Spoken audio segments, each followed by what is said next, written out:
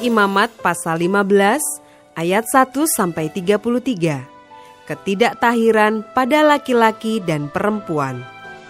Tuhan berfirman kepada Musa dan Harun, "Berbicaralah kepada orang Israel dan katakan kepada mereka, apabila aurat seorang laki-laki mengeluarkan lelehan, maka najislah ia karena lelehannya itu.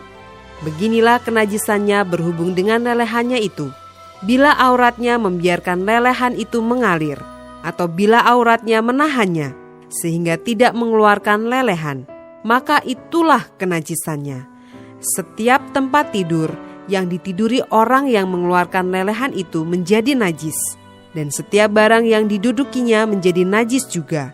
Setiap orang yang kena kepada tempat tidurnya haruslah mencuci pakaiannya, membasuh tubuhnya dengan air, dan ia menjadi najis sampai matahari terbenam. Siapa yang duduk di atas barang yang telah diduduki oleh orang yang demikian, haruslah mencuci pakaiannya, membasuh tubuhnya dengan air, dan ia menjadi najis sampai matahari terbenam. Siapa yang kena kepada tubuh orang yang demikian, haruslah mencuci pakaiannya, membasuh tubuhnya dengan air, dan ia menjadi najis sampai matahari terbenam.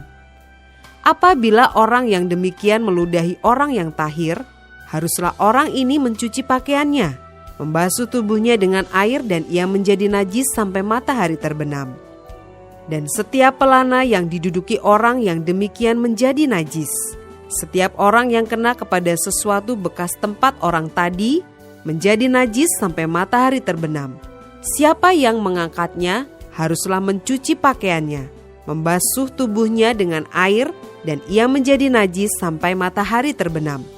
Dan setiap orang yang kena pada orang yang demikian, sedang orang ini tidak mencuci tangan dahulu dengan air, haruslah mencuci pakaiannya, membasuh tubuhnya dengan air, dan ia menjadi najis sampai matahari terbenam. Kalau orang itu kena pada belanga tanah, itu haruslah dipecahkan, dan setiap perkakas kayu haruslah dicuci dengan air.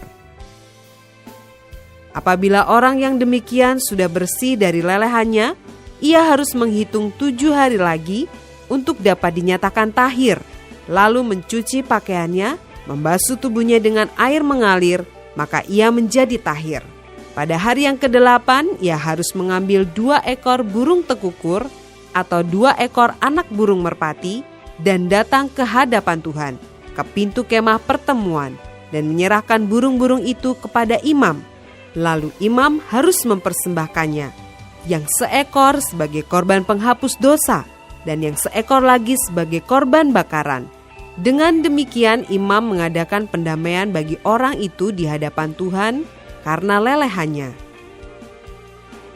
Apabila seorang laki-laki tertumpah maninya, ia harus membasuh seluruh tubuhnya dengan air, dan ia menjadi najis sampai matahari terbenam.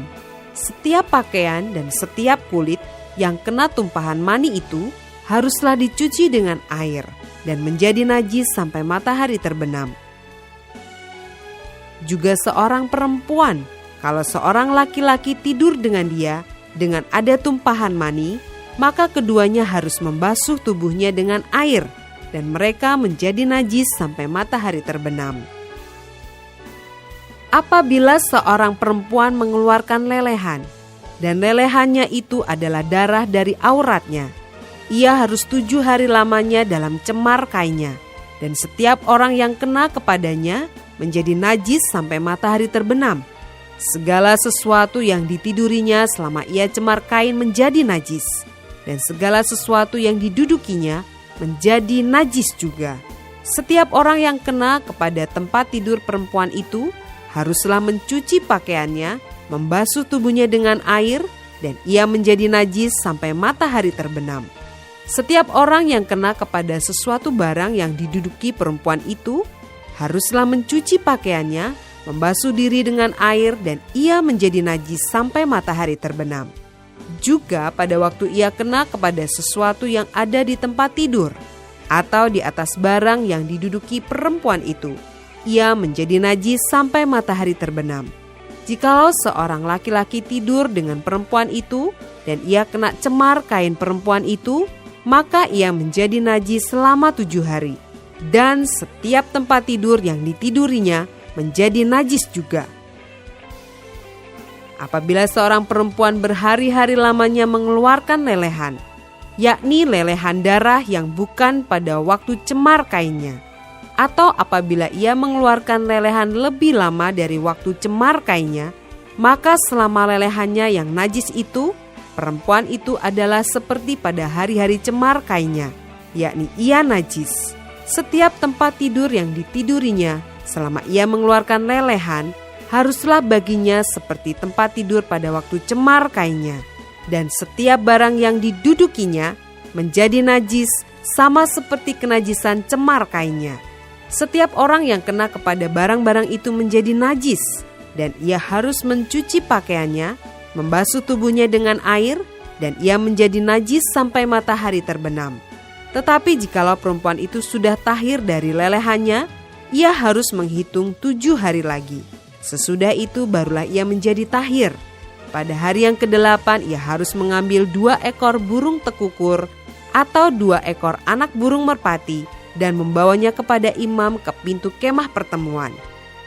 Imam harus mempersembahkan yang seekor sebagai korban penghapus dosa dan yang seekor lagi sebagai korban bakaran. Dengan demikian, imam mengadakan pendamaian bagi orang itu di hadapan Tuhan, karena lelehannya yang najis itu. Begitulah kamu harus menghindarkan orang Israel dari kenajisannya, supaya mereka jangan mati di dalam kenajisannya, bila mereka menajiskan kemah suciku yang ada di tengah-tengah mereka itu. Itulah hukum tentang seorang laki-laki yang mengeluarkan lelehan, atau yang tertumpah maninya yang menyebabkan dia najis, dan tentang seorang perempuan yang bercemar kain, dan tentang seseorang, baik laki-laki maupun perempuan, yang mengeluarkan lelehan, dan tentang laki-laki yang tidur dengan perempuan yang najis.